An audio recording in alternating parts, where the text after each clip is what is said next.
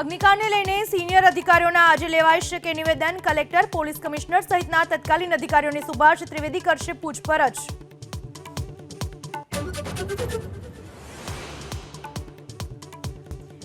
BU પરમિશનને લઈને સુરતમાં સીલિંગની કાર્યવાહી યથાવત. બીયુ પરમિશન ન હોવાથી ઉધના અને વરાછામાં 2 દિવસમાં 48 હોસ્પિટલ સીલ.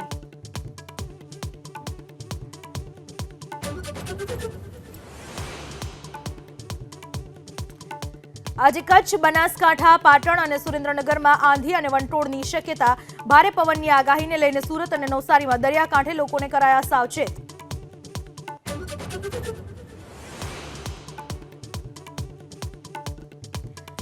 દિલ્હીમાં પાણીના સંકટ પર આજે ઇમરજન્સી બેઠક. મંત્રી આતિશી અને સૌરભ ભારદ્વાજ થશે સામેલ.